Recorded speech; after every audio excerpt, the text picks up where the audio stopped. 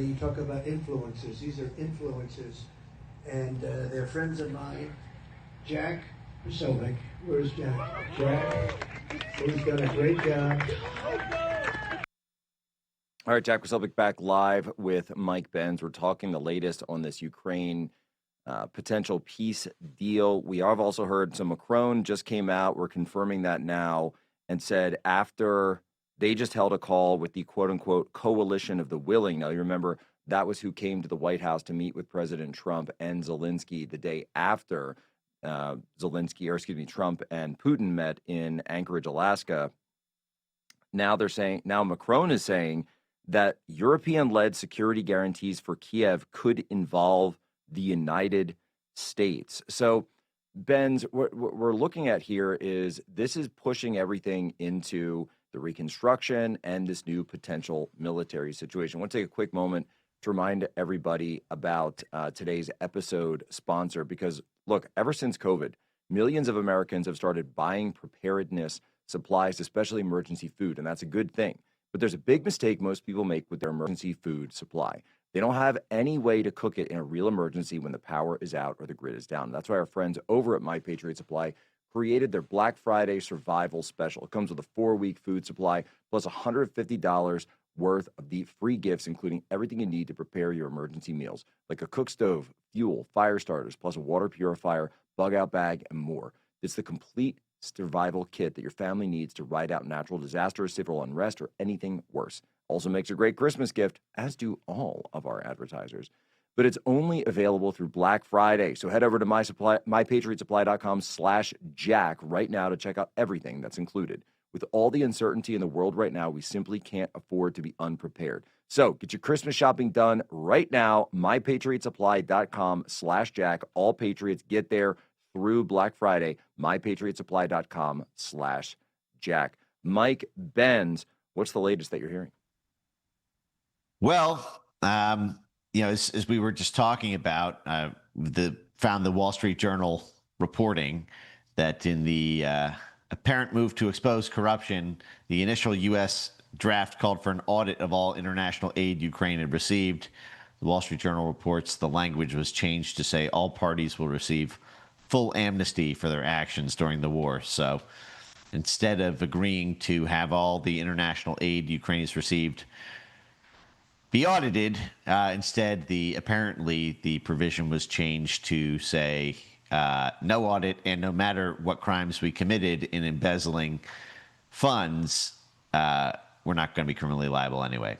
So that's fun. So Ukraine changed one of the 28 provisions that was talking for an international audit of all the funds that came in, that it's not going to be an audit. It's in fact going to be an amnesty for any, which and by the way, amnesty is something that you receive for crime. It's not something that you receive for, benevolent acts or acts of charity. No, it's amnesty is something, or a pardon is something you receive for committing a crime. Right. Well, this is just so thematic, right? I mean, this is like, remember when they tried to sell the Ukraine aid as being, we're no longer just giving unconditional, no strings attached grants to Ukraine. We're going to make them loans. It was an investment. We were going to make money off of it. Forgivable at any time and have no interest and no maturity date and are forgivable on demand. Like it's Ben, here's something we should actually think about is, and just in a true sense, is the government of Ukraine and the economy, whatever economy is left of Ukraine, does it actually resemble a real government and a real country's administration, or does this seems to me like they're like one of these subcontractors that USAID would be working with, and one of these like shady groups? They don't seem like a real government at all. Right. And remember, one of the leading figures within Ukrainian state media said after USAID shut down, or the shutdown was initiated, that this would devastate Ukraine's media because over 90% of Ukraine's media institutions and outlets were funded directly by USAID. So 90% of Ukraine's media was funded by USAID, including the Kiev Independent, very independent.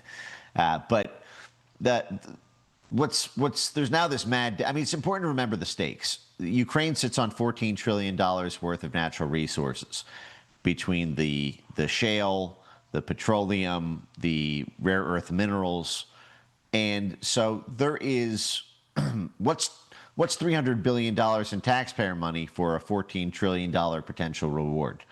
That's kind of the thought process. Of course, we're not going to get our $300 billion back. That is basically subsidized, subsidized R&D capital for, you might say, for military industrial complex contractors, big mining companies, big gas giants, and big agriculture companies. And that's what's happening. Ukraine is being put through shock therapy. While it is firing off the machine guns like a madman, it is convulsing at the biological and cellular level as it is being sold off nucleus by nucleus, every cell to another Wall Street and London trading firm. This is what's been happening now. And that's by the way, and just in our final minute, that is why there's so much language in here about the reconstruction, who's paying for it. They're using these frozen Russian assets, but then also who benefits from the reconstruction as well, isn't it? Yeah, well, it is. And this is where I come back to how this impacts things at home. The special envoy for Ukraine reconstruction under the Biden administration was none other than Penny Pritzker.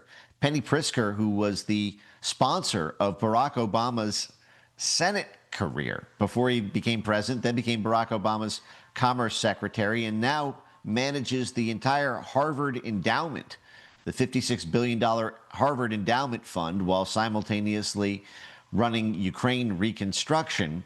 Harvard very famously invested in and pilfered Russian state assets when it was paid by USAID, I think $350 million it got from USAID, the Harvard Institute for International Development under Jeffrey Sachs and Larry Summers.